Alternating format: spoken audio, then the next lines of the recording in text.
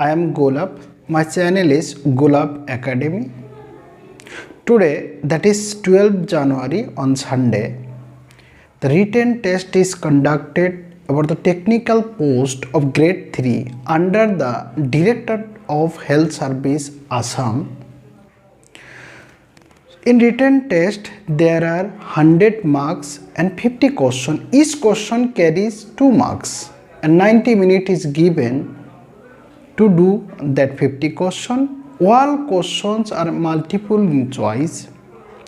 The question is based on the syllabus is covered mathematics, physics, chemistry, biology, general knowledge and current affairs.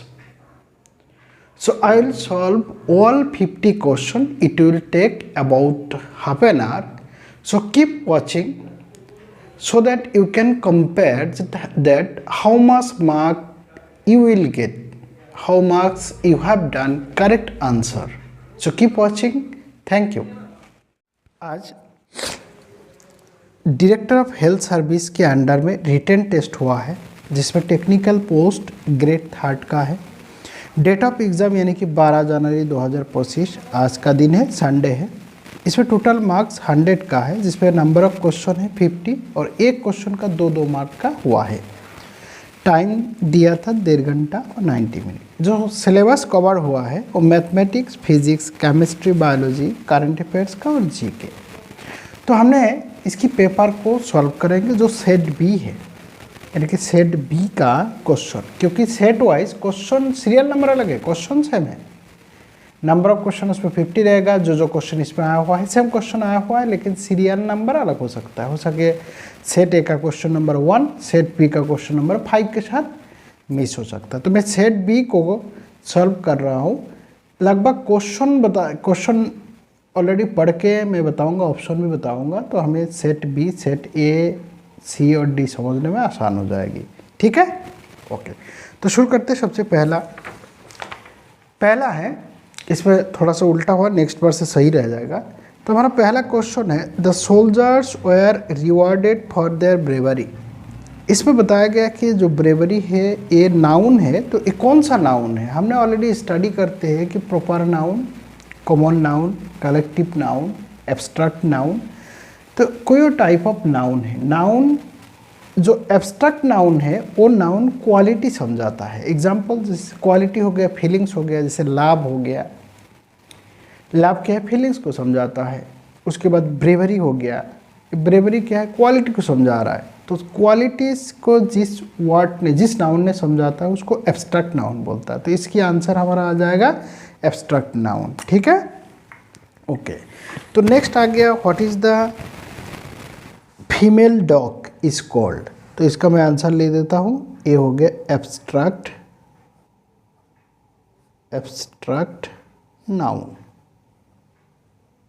Okay, what is female dog called. Female dog होता है बिच, BITCH। जैसे उस पर option दिया है, option में जो बीच आएगा उसको करेक्ट ऑप्शन होगा। A person whose job is cut men's hair is called. सिर्फ आदमी का हेयर काटता है तो उसको हम बार बार बोलते हैं। उसमें ऑप्शन हेयर ड्रेसर भी है। हेयर ड्रेसर तब होगा जब वो हेयर काट के अलावा हेयर को डाई करता है, पेंटिंग करता है, कलर करता है, तो उसको हम बोलेंगे हेयर ड्रेसर, यानी कि एक्स्ट्रा और ज़्यादा वाइड रेंज, बार्बर के नैरो रेंज है। नीचे दिया कौन सा वर्ड है जो करेक्ट नहीं है। करेक्ट यानी कि स्पेलिंग करेक्ट नहीं है। तो इसका स्पेलिंग सही है 13 का, 14 का 40 है। 90 का स्पेलिंग गलत है। इसका स्पेलिंग है NINETY। तो यानी कि ई मिसिंग है। तो हमें बोला कौन सा करेक्ट नहीं है उसको टिक करना। तो हमारा आंसर है फ़ोन नंबर। ठीक है, फिल इन द ब्लैंक्स में the rebels dash there arms. उसमें लेट आप है, लेट मतलब लेट के पीछे अलग अलग वर्ड है, जिसमें लेट डाउन का मतलब होता है उन्होंने आर्म हथियार छोड़ दिया। हथियार छोड़ दिया मतलब युद्ध करना, लड़ाई करना बंद कर दिया। ठीक है, तो हमारे क्वेश्चन नंबर 5 तक का आंसर इसमें होगा लेट डाउन। अभी हम देखेंगे क्वेश्चन नंबर 6 है। नेक्स्ट पेज में हम चलेंगे। नेक्स्ट क्वेश्चन एक प्रोवर्ब है जिसमें beauty is in the eyes of dash. Proverbs का मतलब इसमें वही वर्ड बैठता है, जैसे माइट इज राइट है तो राइट ही बैठेगा। इसी प्रकार इसका beauty is in the eyes of beholder, यानी कि जो देखने वाला है उसकी आंखों की व्यू से ब्यूटी को समझा जाता है, एग्जिस्टेंट करता है। ठीक है, अगर उसके हिसाब से ये ब्यूटी है तो तब ब्यूटी है, नहीं तो कोई ब्यूटी चीज़ अपने आप में ब्यूटी नहीं है, उसका एग्जिस्टेंस कब है, देखने वाला को अच्छा लगना चाहिए। एंटोनिम्स ऑफ बीटर, बीटर का एंटोनिम स्वीट होता है। बीटर मतलब तीता है, कड़वा है, तो उसका एंटोनिम्स मतलब अपोजिट वर्ड है। सिनोनिम्स मतलब शेप वर्ड है, तो स्वीट होगा, मीठा है।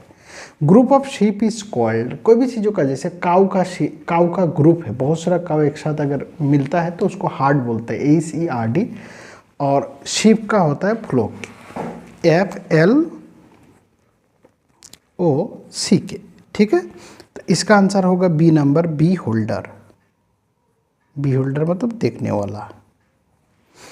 What is the meaning of decipher? अच्छा, डिसाइपर का मतलब क्या होता है, कोई भी चीज़ अगर हमने उसको कोडिंग करते हैं, यानी कि मेरे पास मुझे कुछ वर्ड बोलना है राम, उसके साथ पहले मैंने गो लगा दिया है, गोराम, तो गोराम बोल के कोई वर्ड है ही नहीं, तो मैंने एक्स्ट्रा जोड़ दिया, तो इस सिस्टम को बोलता है कोडिंग।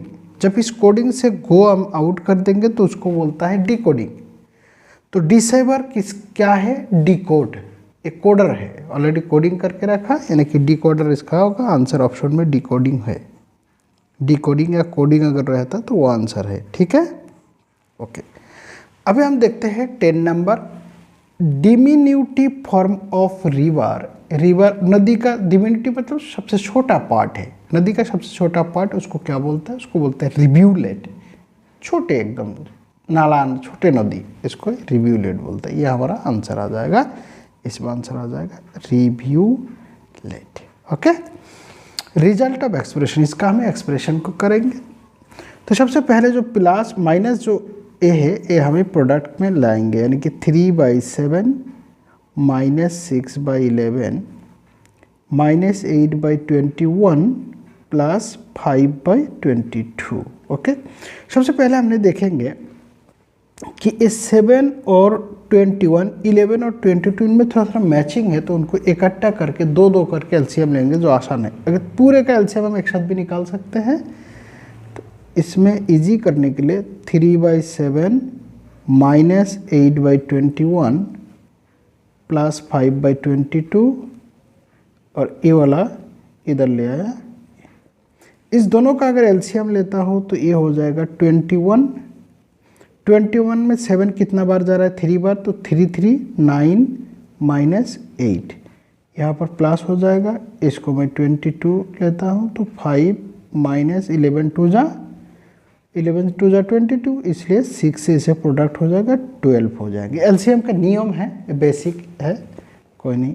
9 - 8 = 1 है, 1/21 प्लस 5 - 7 हो गया -7 /22। अभी इस दोनों के बीच में हमने एलसीएम लेना है। दोनों के बीच का एलसीएम कोई कॉमन नहीं है, इसलिए दोनों का प्रोडक्ट होकर एलसीएम होगा, यानी कि 22 को 21 से अगर प्रोडक्ट कर देंगे तो इसका आंसर आ जाएगा 44, यानी कि 462। ये हो जाएगा 462। तो 462 21, यानी कि 22 × 1 22 प्लस -7 × 21, तो 21 के साथ अगर -7 प्रोडक्ट कर दे, 7 147, तो ऊपर आ जाएगा 22 - 147 डिवाइडेड बाई 462। 147 में से 22 माइनस कर देने से -125/462, यह आ जाएगा हमारा आंसर। ठीक है, दिखाई दे रहा है, ओके गुड। नेक्स्ट हम चलेंगे, क्वेश्चन नंबर 12 है, 20 student took part in a quiz, number of girls 14 more than boys then number of boys. यानी कि हमें नंबर ऑफ बॉयज निकालना है, कंडीशन क्या दिया है, हम पहले मान लेते हैं कि number of boys equal x, boys बहुत सारा है। Number of girls 14 more then the boys, तो नंबर ऑफ गर्ल्स कितना हो जाएगा फिर, बॉयज से 14 ज़्यादा, 14 ज़्यादा है, तो अगर बॉयस x है तो गर्ल्स x प्लस 14, तो दोनों मिला के कितना है, दोनों मिला के 20 है, टोटल 20 है। तो x प्लस 14 यानी कि बॉयज़ प्लस ये दोनों मिला के गर्ल्स इक्वल 20 है।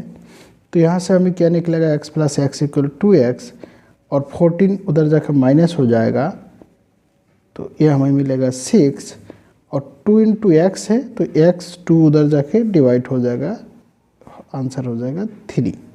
ठीक है, तो हमें कितना मिला, बॉयज़ मिला 3,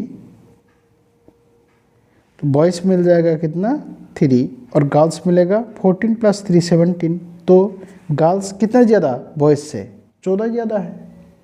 ठीक है, यही क्वेश्चन हमसे पूछा है, तो नंबर ऑफ बॉयज़ पूछा है, तो हमारे पास आंसर आ जाएगा 3, जो ऑप्शन में 3 आ जाएगा उसको हम टिक करेंगे। अब ये जाता है 13 नंबर बोले तो perimeter of rectangular garden whose length is 4 more than its width is 72 metre, what is the length. तो यानी कि गार्डन है, गार्डन कैसा है, रेक्टेंगुलर है, इसका क्या दिया है, length is 4 more than it's width, अगर विड्थ x है तो लेंथ x प्लस 4, 4 ज़्यादा है। इसके पेरीमीटर का मतलब a plus A plus A plus A, ये रेक्टेंगुलर का नियम है, ये अपोजिट साइड इक्वल है, तो ये भी x प्लस 4 होगा, ये x है तो ये भी x होगा, तो टोटल ऐड करके कितना 72 मीटर, पेरीमीटर का मतलब वही है। तो 72 metre equal x plus X plus X plus X यानी कि 4x प्लस 4 8 है, तो 4x 72 माइनस 8, 72 माइनस 8 होगा 12 माइनस 8 यानी कि 64, तो x इक्वल क्या हो जाएगा 64 डिवाइडेड बाई 4, तो इसका आंसर आ जाएगा 16। तो x क्या है, ब्रेथ है, अगर ब्रेथ हमसे पूछेगा तो हम बोलेंगे 16, अगर लेंथ पूछेगा 16 प्लस 4 यानी कि क्या आ जाएगा 20। तो हमसे आंसर पूछा व्हाट इज़ द लेंथ, तो आंसर हो जाएगा कितना 20, जो ऑप्शन 20 है वो हमें टिक मारना है। ठीक है, length equal 20 metre. Next question हम देखते हैं, 14 नंबर है, सॉल्व द इक्वेशन, दो इक्वेशन, ए लीनियर इक्वेशन दिया है, 2 वेरिएबल, वेरिएबल किसको बोलता है, x और y को वेरिएबल बोलता है, और इसमें 2 वेरिएबल है, 2 इक्वेशन है, हमें आंसर निकाल जाएगा। सबसे पहले देखेंगे x माइनस वाई इक्वल 4, तो मैंने इस 2 नंबर इक्वेशन से क्या लिख सकता हूँ, x माइनस वाई इक्वल 4 दिया हुआ है, तो x इक्वल वाई प्लस 4 है, इक्वेशन नंबर मेरे 3 दी दिया। 3 नंबर इक्वेशन का x का जो वैल्यू है एक नंबर में पुट कर दूंगा, एक नंबर में जैसे पुट करूंगा 2 इंटू एक्स के जगह क्या बैठा सकता हूँ, y plus 4 plus Y equal 23, तो मेरे पास एक वेरिएबल आ गया, सिर्फ y आया, 2 into Y plus 8 plus Y equal 23, तो 2y और y 3y, ये 23 माइनस 8, ये कितना आ जाएगा 3y इक्वल कितना हो जाता है 23 यानी कि 13,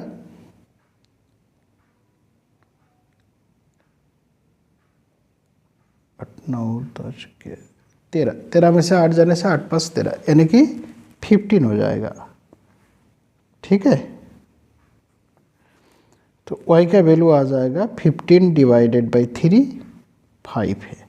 y क्या था हमारा, y का वैल्यू कितना, हमें x और y दोनों निकालना है, तो y का वैल्यू 5 हो गया, तो x का वैल्यू हम 3 नंबर इक्वेशन से निकाल सकते हैं। 3 नंबर इक्वेशन में अगर मैं पुट कर देता हूँ, 3 number equation x equal Y plus 3, तो 5 + 4 y प्लस 4 यानी कि 5 + 4 9 है, तो हमारा x का वैल्यू आ गया 9 और y का वैल्यू आ गया 5। इस प्रकार हमने निकाल सकते हैं। आंसर में ऑप्शन में जो 9 5 दिया रहेगा उसको हम टिक करेंगे। फाइंड द रूट्स, ये क्वाड्रिक इक्वेशन है, जब क्वाड्रिक इक्वेशन की बात आता है तो 2 रूट निकालता है। उसको निकालने का तरीका सबसे पहले ये वाला और एक्स स्क्वायर का कोएफिशिएंट से प्रोडक्ट करना है, तो प्रोडक्ट करने से 3 2 जा 6 है, इस 6 को प्लस माइनस करके ये -5 बनाना है। तो मैंने 6 को कैसे बना सकता हूँ, इसका पहले हमें फैक्टराइज निकालना, तो 6 को कैसे बना सकते हैं, 3 × 2 6 है, तो इसको प्लस और माइनस करके -5 अगर मुझे बनाना है तो -3 और -2 दे देंगे तो -5 हो जाएगा, और उस दोनों को प्रोडक्ट करके 6 होना है, तो माइनस माइनस प्लस हो जाएगा 6 हो जाएगा। ये नियम है, इसको फैक्टराइजेशन मेथड बोलता है। तो 2x² माइनस 5x में क्या लिख सकता हूँ, -3x माइनस 2x प्लस 3 = 0। यहाँ से मैंने x कॉमन ले सकता हूँ, तो x कॉमन ले लिया तो बचता है मेरा 2x माइनस 3। यहाँ -1 कॉमन ले सकता हूँ तो 2x माइनस 3 = 0। इस दोनों में से 2x माइनस 3 मैं कॉमन ले सकता हूँ, तो 2x माइनस 3 कॉमन ले लेंगे तो यहाँ रहेगा x और वहाँ रह जाता है 1 = 0। ये पोर्शन = 0 या ये पोर्शन = 0, तो 2x माइनस 3 = 0 और x माइनस 1 = 0। यहाँ से पता लगता है 2x = 3 और x = 1, तो यहाँ x का वैल्यू क्या आ जाएगा, 3/2। तो x का वैल्यू 3/2 और x = 1, ये ऑप्शन जहाँ पर रहेगा उस ऑप्शन को हमने टिक मानना है। Next question, what is a common difference, common difference of arithmetic progress. जब एरिथमेटिक प्रोग्रेस की बात करता है समांतर मध्य, उसका ये मतलब होता है कि second term minus first term, third term minus second term, fourth term minus third term, ये सारे इक्वल होता है और उसी को बोलता है कॉमन डिफरेंस। तो second term minus first term अगर करते हैं तो 5 - 3 - 1/3, इसी को बोलता है कॉमन डिफरेंस, डी से डिनोट करते हैं। तो इसका वैल्यू कितना आएगा, 3 एलसीएम सेम है तो 5 - 1 आ जाएगा, यानी कि 4/3 = कॉमन डिफरेंस। ये हो गया आंसर। अभी इसको करते हैं 17 number, 1 + tan² a divided by 1 + cot² है, तो 2-3 ऑप्शन रहेंगे। हम देखते हैं इसको छोटा करना है। तो 1 + tan² है का एक फॉर्मूला है, इसको sec² a वाला बोला जाता है, already formula, direct formula. 1 + cot² a cosec² a। sec² a का मतलब होता है 1/cos², cosec का मतलब 1/sin, साइन का ऑपोजिट है sin²। अभी इसको अगर मैं प्रोडक्ट करता हूँ 1/cos² a इंटू sin² ऊपर चला जाएगा, क्योंकि नीचे वाला पोर्शन रिवर्स हो जाता है, ये ऊपर जाएगा 1 नीचे आ जाएगा, sin² a डिवाइडेड बाई 1। तो sin² a/cos² a इसको बोला जाता है tan² a। ये हो गया हमारा आंसर। ठीक है, ओके। नेक्स्ट क्वेश्चन नंबर 18 दिया हुआ है, ट्रायंगल का 2 एंगल दिया हुआ है, 70 और एक 30, तो तीसरा एंगल पूछा गया। तो तीनों एंगल मिला के कितना होता है, 180। यानी कि इस एंगल को अगर मैं x मानता हूँ तो x + 70 + 30 = 180 है। तो इस केस में x + 70 + 30 100 हो गया, इधर 180 है, तो 180 - 100 कितना हो जाएगा, 80। तो जहाँ 80 का ऑप्शन है वो हम टिक मार देंगे। Square root of 12.25। अच्छा, किस चीज़ के स्क्वायर रूट हम 2 तरीके से निकाल सकते हैं। एक तो हमने देख के भी कर सकते हैं, जैसे अगर 25 का मुझे स्क्वायर करना है तो 25 × 25 स्क्वायर कर रहा हूँ, मैं इसका रूट नहीं बोल रहा हूँ। तो इसको सुना दे रहा है, ओके। तो PQ एक टेंजेंट है और ये रेडियस है, O से Q का पॉइंट, यानी कि सेंटर ऑफ द सर्कल से Q का जो है 12 सेंटीमीटर है। तो हमसे पूछा गया PQ कितना है। तो हमेशा टेंजेंट जब भी होगा वो टेंजेंट रेडियस के साथ 90 डिग्री एंगल बनाता है।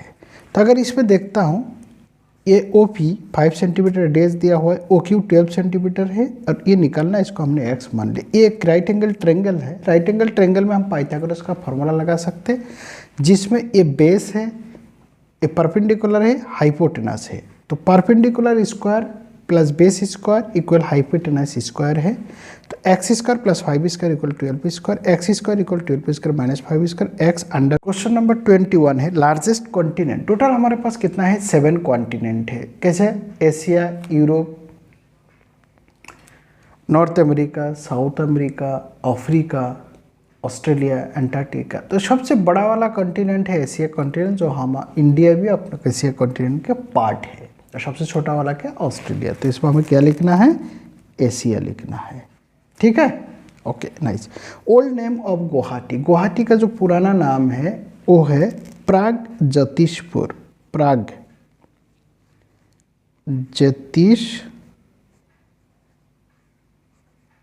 प्रागज्योतिषपुर। ये क्या है, मेमोरी बेस्ड है।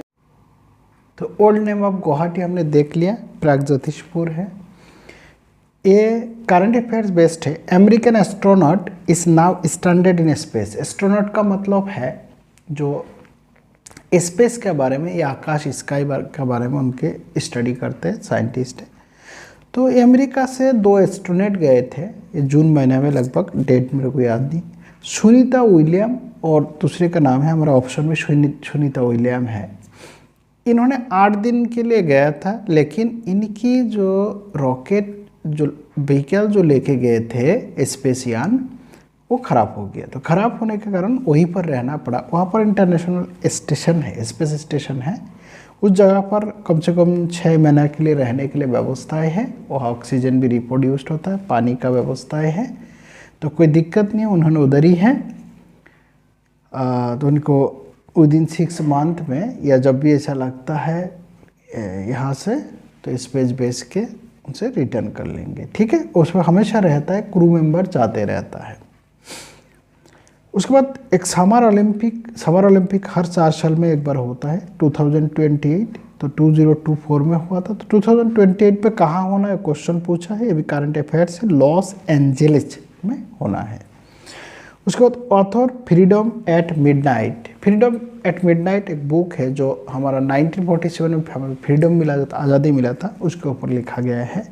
ये लैरी कॉलिंस जो अमेरिकन बेस्ड है और डोमिनिक लेपिया जो फ्रांस का है, दोनों मिल के लिखा हुआ है। उसमें लिखा है 1947-48 में जो उसमें लास्ट वाइसरॉय था इंग्लैंड की, वो था लॉर्ड माउंटबेटन। तो लॉर्ड माउंटबेटन के बारे में लिखा गया है, M.K. गांधी, महात्मा गांधी के बारे में, पंडित जवाहरलाल नेहरू, उनके बारे में लिखा गया है इसमें।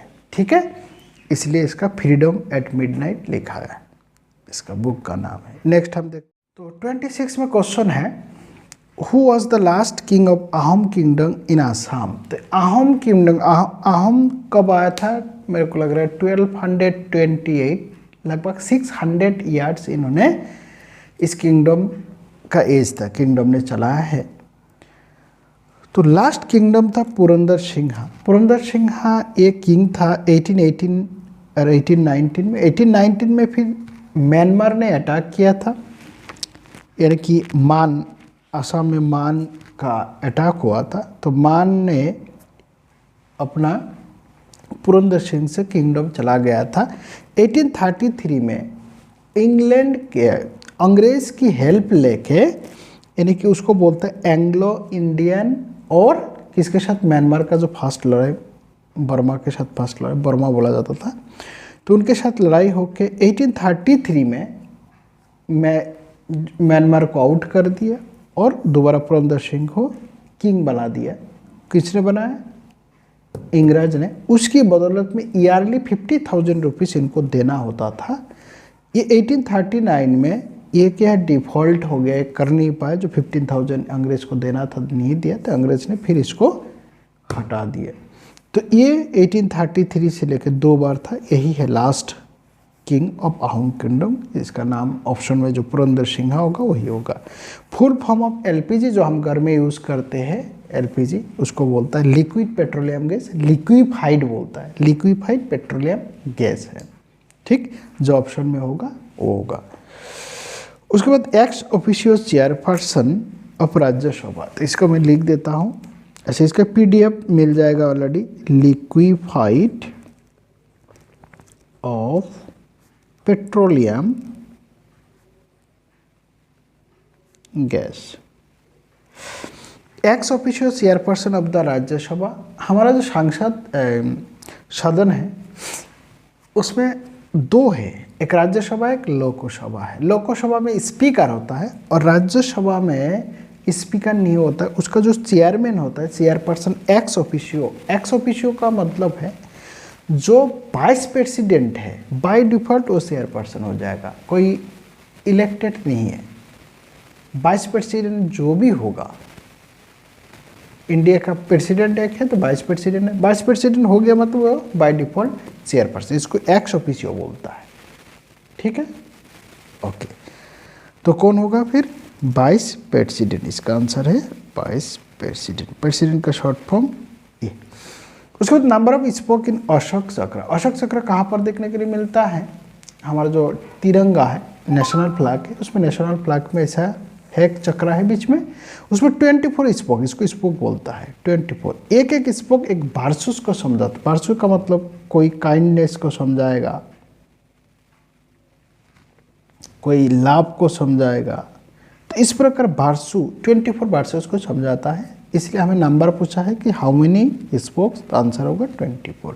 Headquarter of UNESCO. यूनेस्को एक क्या है? यूनाइटेड नेशन का एक पार्ट है, मतलब यूनाइटेड नेशन का पार्ट नहीं, उसी का ऑर्गेनाइजेशन है क्या, जो एजुकेशन, सोशल और कल्चरल ऑर्गेनाइजेशन है क्या, United Nation of education, social and cultural organisation है ये।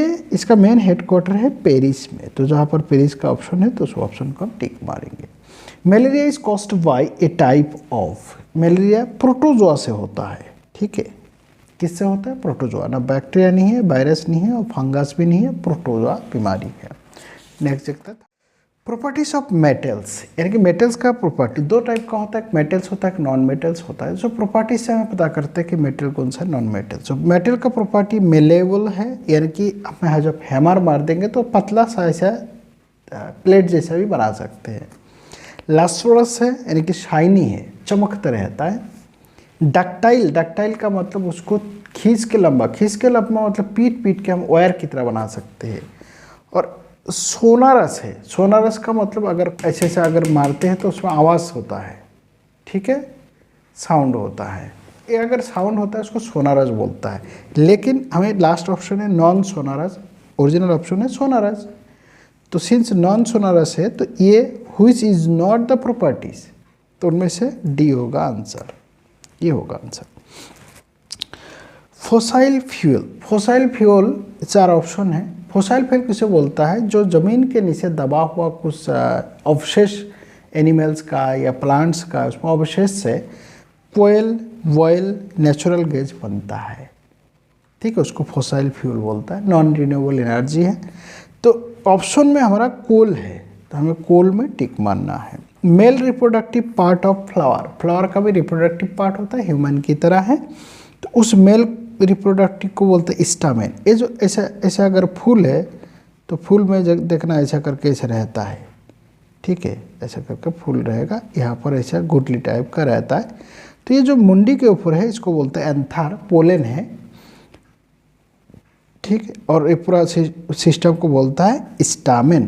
तो इस एंथर के अंदर पोलन रहता है। जब कोई बीज हो गया या मधुमक्खी आके पड़ता है तो यहाँ से उठ के फिर फीमेल वाला में जाता है, मेल रिप्रोडक्टिव का पार्ट, तो ये फीमेल में जाता है, ये भी इस प्रकार रिप्रोडक्शन करता है।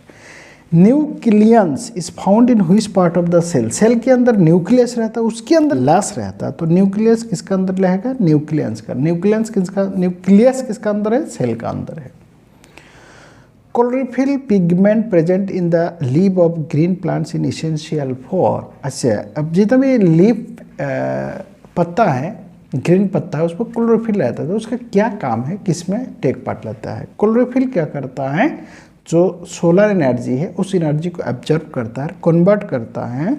हमने पत्ताओं में फोटोसिंथेसिस होता है, फोटोसिंथेसिस में होता क्या है? नीचे से पानी का केमिकल रिएक्शन H2O, और हमने जो कार्बन डाइऑक्साइड छोड़ते हैं ना, इस दोनों को मिक्स करके सनलाइट के साथ, यानी पिगमेंट का काम है सनलाइट एब्जर्व करके केमिकल रिएक्शन कराता है, सनलाइट SL दे दे। इसको ग्लूकोज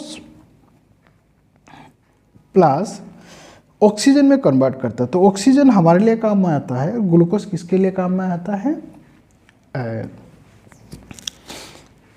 प्लांट के लिए ग्लूकोज इसेंशियल है, ग्लूकोज काम में आता है। तो मेन रोल क्या निभा रहा है? क्लोरोफिल फोटोसिंथेसिस में टेक पार्ट ले रहा है। तो हमारे पास ऑप्शन है फोटोसिंथेसिस। ठीक है, फोटोसिंथेसिस। फोर्स कैन चेंज, कोई भी चीज़ अगर इसे बैठा हुआ है तो अगर मैं यहाँ पर फोर्स अप्लाई कर दूंगा तो इसका मोशन का स्टेट अभी क्या है, रेस्ट में है, रेस्ट से चेंज होकर क्या हो सकता है, चलना, कंटिन्यूस चलते रहेगा, मोशन में आ जाएगा, या मोशन में है तो और अपोजिट से में धक्का मार दिया, रोक दिया तो स्टॉप हो जाएगा। तो यानी कि स्टेट ऑफ मोशन को चेंज करता है force. Animal give birth direct to young ones, अच्छा कैसे कैसे बात हो सकता है, कांडा से भी हो सकता है और एक डायरेक्ट बात हो सकता है। अगर डायरेक्ट बार्थ होता है, छोटे बच्चे का योंग ऑन्स जन्म देता है तो उसको बोलता है बीबी पेरास। तो इंसान क्या है, बीबी पेरास में आता है। ठीक है, अभी हम देखेंगे 39 है। 39 में sound needs dash for propagation. Propagation मतलब एक जगह से दूसरे जगह जाना। साउंड अगर कोई मीडियम नहीं है, मीडियम कुछ भी हो सकता है, एयर भी हो सकता है, सॉलिड भी हो सकता है, लिक्विड भी हो सकता है, गैस भी हो सकता है। हम जब बात करते हैं अगर इसके बीच में कोई हवा ना हो, डायरेक्ट वैक्यूम हो जाएगा तो एक दूसरे को सुनाई नहीं देगा, सिर्फ मुंह चलते रहेगा, कोई आवाज़ नहीं। इसलिए साउंड नीड्स मीडियम है। क्वेश्चन में क्या आएगा, ऑप्शन में मीडियम है। Angle of incident is equal to, angle of incident mirror की बात कर रहा है, मिरर प्लेन मिरर हम जो शीशा में देखते हैं, तो एंगल ऑफ इंसिडेंट इसको बोलता है, ये जो एंगल लाइट पड़ता है, और इसको बोलता है नॉर्मल, जो 90 डिग्री, इससे 90 डिग्री इस नॉर्मल, इस एंगल को बोलते हैं एंगल ऑफ इंसिडेंट। हमेशा एंगल ऑफ इंसिडेंट और एंगल ऑफ रिफ्लेक्शन इक्वल है, ये रिफ्लेक्शन एंगल है, ये दोनों इक्वल रहेगा। तो angle of incident is equal to angle of reflection, इसका आंसर हो जाएगा रिफ्लेक्शन। ये प्लेन मिरर का फॉर्मूला है। ग्रीन हाउस गैसेस के बारे में बताया कि नीचे दिया कौन सा ग्रीन हाउस गैसेस है। ग्रीन हाउस गैस कौन सा होता है, कार्बन डाइऑक्साइड, मीथेन, CH4 को मीथेन बोलता है, नाइट्रस ऑक्साइड है, ओजोन है। इनको ग्रीन हाउस गैसेस इसलिए बोला जाता है, ये गैस क्या करता है, जो भी धरती के अंदर गर्मी है, इस गर्मी को ऑब्जर्व करके ऊपर की तरफ जाने नहीं देता है। ये अगर अर्थ है तो यहाँ पर जो भी दिन में लाइट आया, इस लाइट को ऊपर की तरफ जाना चाहिए, लेकिन एक कार्बन डाइऑक्साइड क्या करता है, ऑब्जर्व करके इसी एरिया में घुमाते रहता है। तो इसमें क्या, सरफेस ऑफ द अर्थ के गर्म हो जाता है, गर्म हो जाएंगे तो इन्वायरमेंटल इफेक्ट पड़ता है, गर्मी बढ़ जाता है, तो इसको ग्रीन हाउस गैसेज बोलते हैं, जिसमें कार्बन डाइऑक्साइड, मीथेन, जो ऑप्शन में रहेगा वो है, मेरे को लगता है ये कार्बन डाइऑक्साइड के दिया था ऑप्शन में। Diamond is a form of, उसी में ऑप्शन दिया था कार्बन, डायमंड कार्बन का फॉर्म है। कार्बन का जो प्रॉपर्टीज, केमिकल प्रॉपर्टीज है, डायमंड का केमिकल प्रॉपर्टीज मिक्स है, लेकिन फिजिकल प्रॉपर्टीज मिक्स नहीं है। डायमंड चमकता है, कार्बन काला है, ठीक है, लेकिन केमिकली मिक्स होता है। कार्बन में कोवेलेंट बन जाता है, डायमंड में क्रिस्टल फॉर्म में होता है, काला लेस होता है। तो फिजिकल नहीं लेकिन केमिकली है और कार्बन का एक पार्ट है। तो इसमें आंसर क्या आ जाएगा, कार्बन है।